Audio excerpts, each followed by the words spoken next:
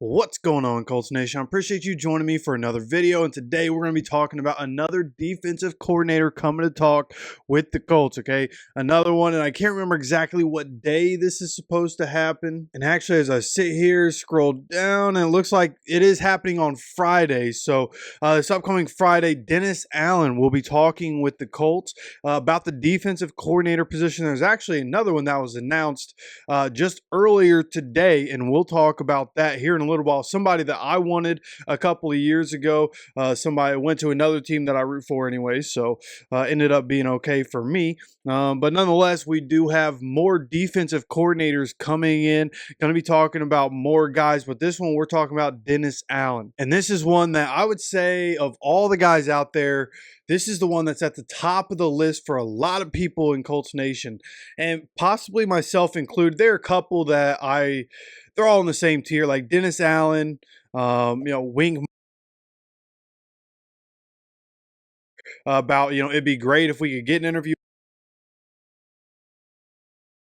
about him. So there's also Lou Anarumo, who we've already had a video about, somebody that I would welcome in. Honestly, Dennis Allen's probably at the top, and Wink Martindale I like a lot.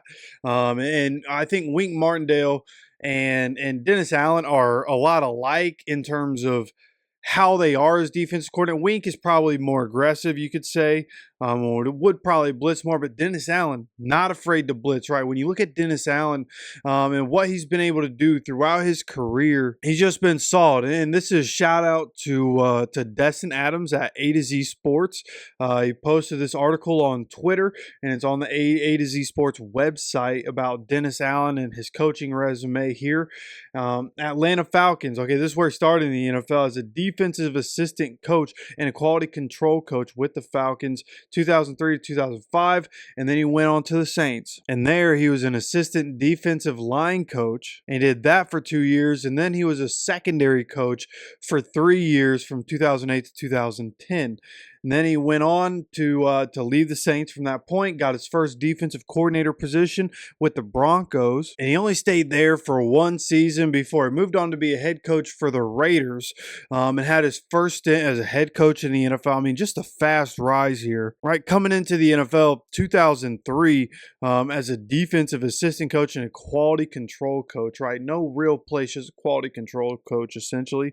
And then, of course, you see 9 years later, and he's a head coach of the Oakland Raiders. And obviously that doesn't go well. 8-28 record while he was with the Raiders is what I believe I saw. And then he goes back to the Saints, where he had been for the rest of the time he's been in the NFL. And as he goes back there, it's actually as an interim defensive coordinator in 2015, which is kind of weird. But then you go into 2016. That's where he becomes defensive coordinator for the Saints until 2021. And then he becomes head coach. One thing about the defense under him, right? And this is, again, shout out to Destin Adams for the information here. He says obviously he was with the Saints as defensive coordinator from 2016, 2021, right? And in his first season with the Saints, if you guys remember some of those Saints teams, Drew Brees was thrown for 5,000 yards every year, but those Saints teams were some of the worst in history year after year after year. And then you get Dennis Allen. He comes back to the Saints. He starts taking control of that defense as defensive coordinator. And in his first season, they were 31st in points allowed, 27th in yards allowed. Okay, stats aren't everything. Of course, you got to watch the tapes. The offense gives up points. The special teams gives up points. It's not always on the defense, but nonetheless, that's how the defense performed, right? And it happens for every team, so it kind of evens out, I guess. And then you look ahead at 2017, where they were 17th in yards allowed. So they went from 27th to 17th in yards allowed, and then went from 31st to 10th in points allowed per game in 2017.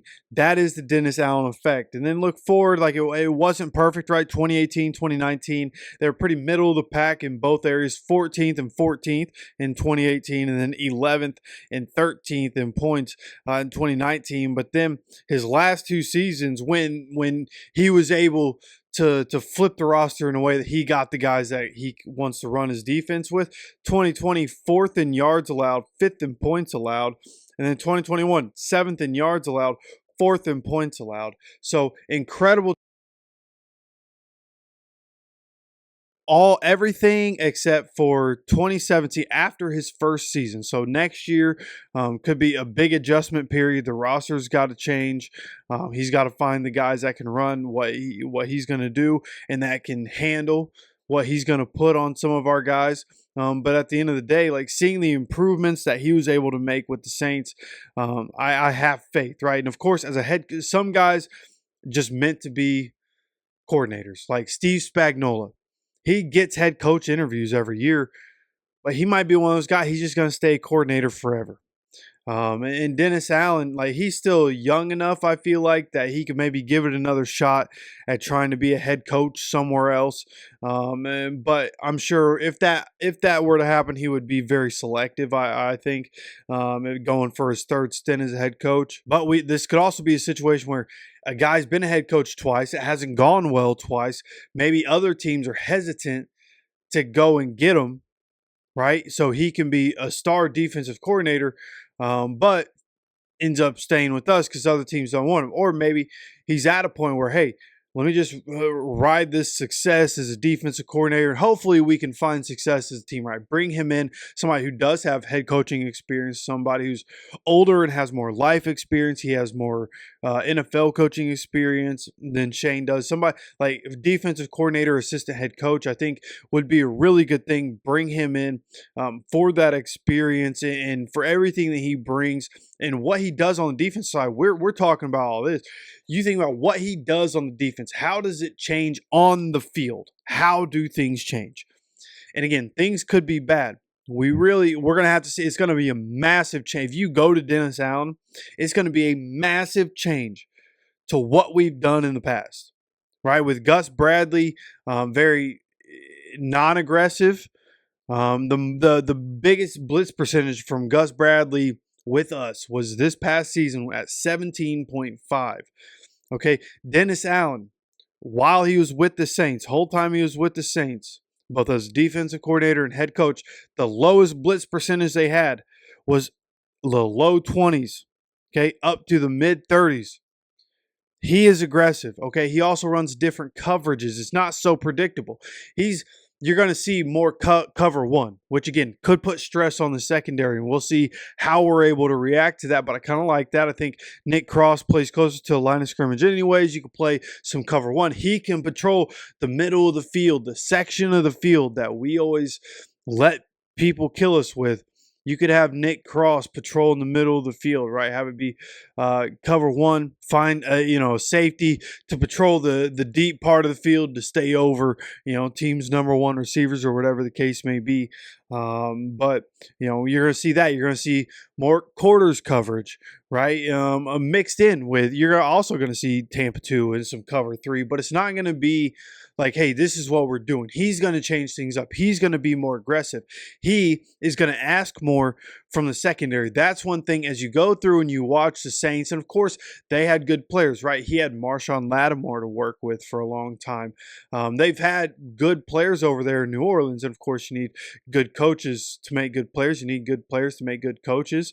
So Dennis Allen, with what he had over there, he was able to be aggressive, and he was able to ask a lot of his secondary, right? When you have a guy like Marshawn Lattimore, and then you put different guys on the side of him, Debo, I think is somebody that was over there. I can't remember. There was somebody over there for a little while.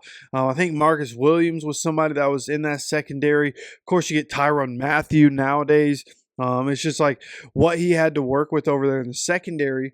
And somebody that has secondary coach background, at least for a period of time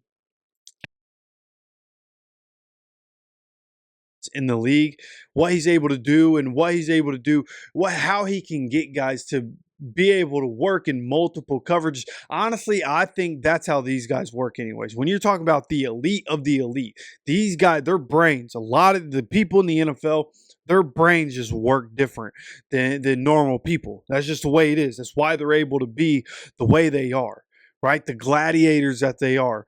It's because they're different, right? So I think inherently when you have when you have all these guys and you have them doing the same thing all the time, I think it helps complacency set in because you're just doing the same thing all the time. You get bored with success. That is a real thing that happens in real life.